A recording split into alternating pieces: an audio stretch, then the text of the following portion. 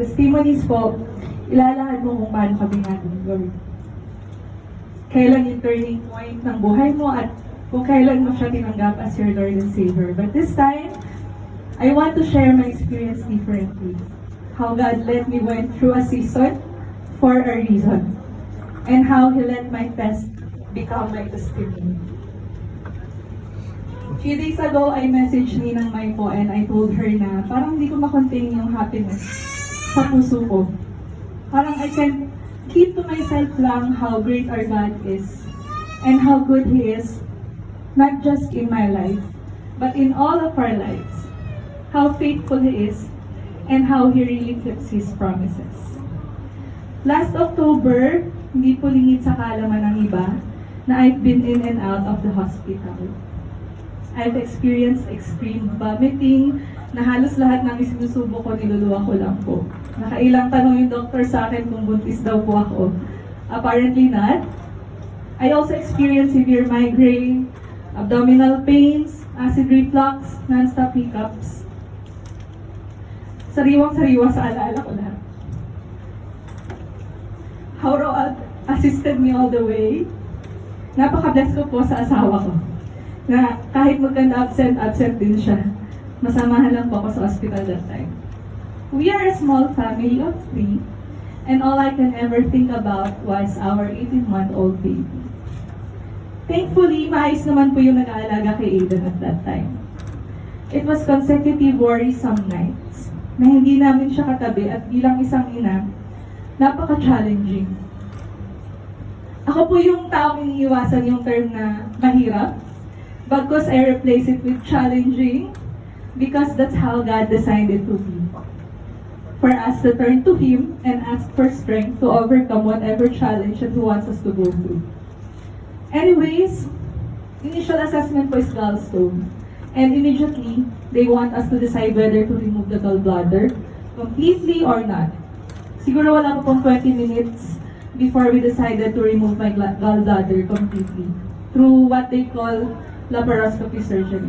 After operation, hinang-hina po ako and super sakit nung nawala yung anesthesia only to find out na magpapatuloy pa rin yung symptoms ko like vomiting, hiccups, acid reflux at iba pa.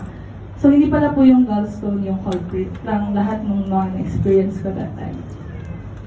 We went home kasi feeling ko mas malakas po ako sa bahay nung uwi na kasama ko si Aiden and yung husband ko po.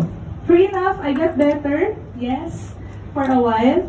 After some time, sumakit na naman po yung tiyan ko, unbearable, that we had to call an ambulance. Grabing sakit na parang tinitingnan ko po si Aiden. Sabi ko, Lord, ang bata pa ni Aiden. I also suffered vertigo, severe, na konting galaw lang, umiikot yung mundo, plus double vision. I wasn't able to open my eyes simultaneously. Sobrang challenging. So, na-admit na naman po ako. I had to take lots of medications, undergo lots of tests. CT scan, MRI, lumbar puncture, ultrasound, blood extractions, na halos wala na po sila makuha ng dugo sa akin. Dahil ruptured na lahat ng veins ko. From hands to arms, even sa paa. And I've lost a lot of weight. In a nutshell, I was in the hospital for almost a month. Pero hindi pa rin nila maturan kung ano po talaga yung dahilan ng lahat. Bakit hindi pa nag-i-stop yung symptoms, even after the operation and continuous stop of the line medications. Hanggang sa ayun nga po, just recently, I was diagnosed with a rare autoimmune disease called NMO, or neuromyelitis optica, also known as Devic's disease. It is a rare but severe and serious autoimmune disease affecting the central nervous system, which can lead to paralysis and blindness. I shared with you my story, not just to highlight what I've experienced the past few months, or to gain empathy, or to let you know how horrible my situation was. Why am I sharing you all these things? It's because despite all these challenges, God was there.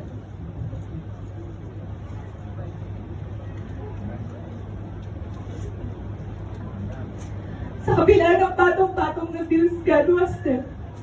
During my operations and numerous tests, God was there. God was, is, and will always be there. And trusting Him is the ultimate key to achieving peace of mind. There is nothing like the peace God offers. Amen po ba? At first, I was saddened by the news na meron akong autoimmune disorder.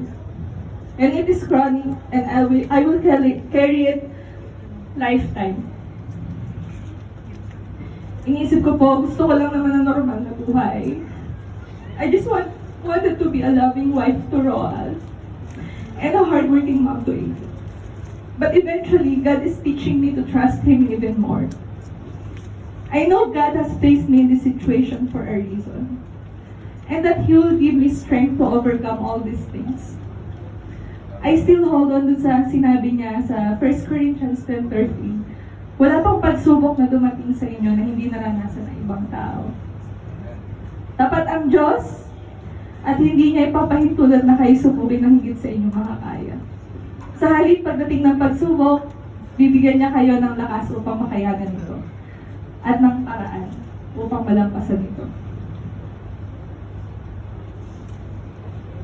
While being admitted and isolated in the room, I can hear him say, "Anak, tell me, is there something too difficult for me?" Naalala ko yung awit kanina, walang mahirap kay Lord, ano po.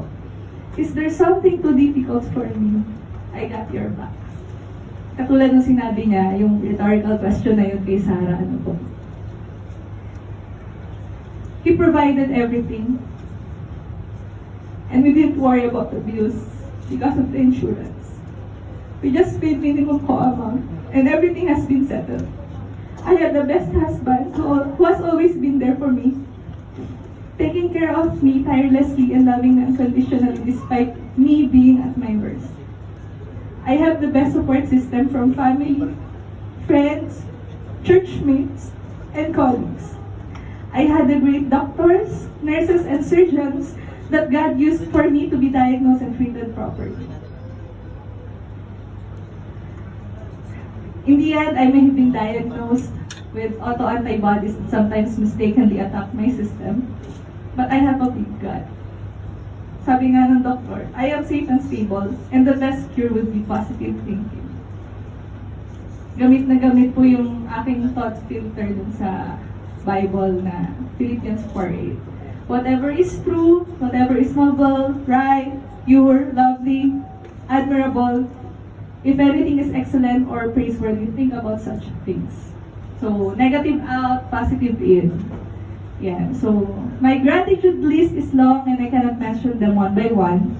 Pero totoo, God is above all things. Buhay ang Diyos. He can turn any situation around because nothing is too difficult for Him. Just surrender everything. Be thankful in every circumstance. And trust that He will deliver you from that. I know I'm still in my recovering period, still not at my 100% usual pace, but I'm hopeful that I'm going to break the cycle and get through this victoriously, because we're born and meant to be victors, all by God's grace. Sabi po nga po dun sa life verse ko, John 13:7, you do not understand now what I am doing, but someday you will. Yes, our God works in mysterious ways. Just when we feel like everything is falling apart, it could actually be falling into place. Positive thoughts lang po. Sa dami ba namang miracles na ginawa ng Jesus Christ noon? Nakakita yung mga bulag, nakapagsalita ang mga pipi, nakalakad ang mga pilay, napagaling ang babaeng inato ng didurugo at iba pang mga malulubhang karamdaman. There will be no reason to doubt His power and goodness ngayon. Dahil ang pag-ibig ng Panginoon ay hindi nagbabago noon, ngayon at magpakailanman. I know time will come that God will reveal His power, pour out His blessings and deliver me from all of this. Time will come where they can no longer trace any autoantibody, and I'll be completely healed and witness wonders right before my eyes. He will perform miracles because nothing is impossible with Him. I'm also glad when our parents visited us dito sa UAE. Masala ko lumakas knowing na maraming nagmamahal sa aming pamilya. Sakto rin dating nung pinsan namin na si Pao, who assisted us during those times na kailangan namin umalis for follow-up check-ups.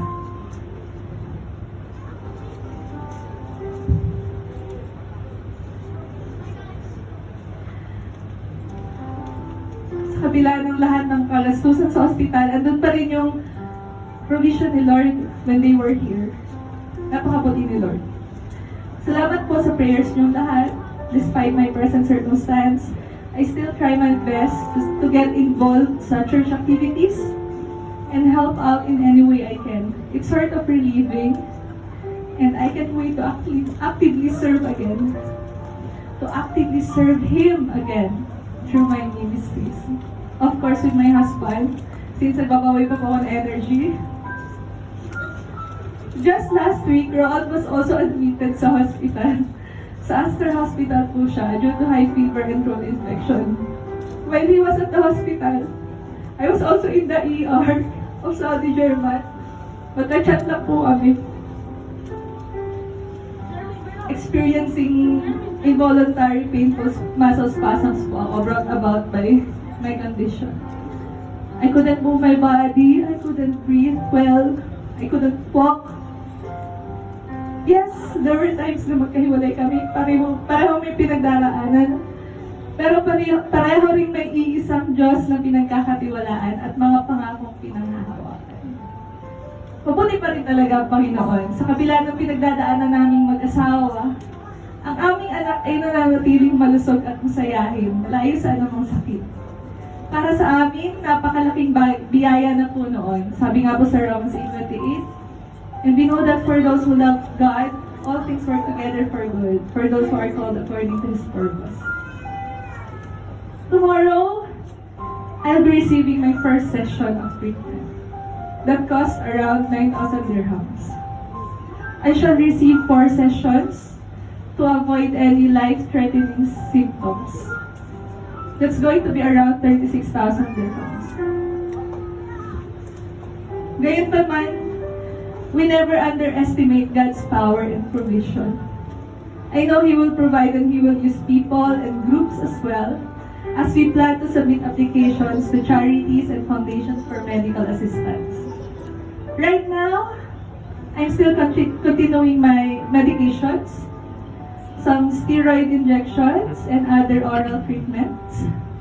Hence, explaining my puffy moon face, which is one of the side effects. I'm just thankful for everything that I've been through because I know and I believe that He will use my experience and my situation all for a greater purpose and for His glory. And this is how I let my test become my testimony. Letting Him be the vida in my life story. Less of me and more of Him. To God be the glory. Maraming salamat.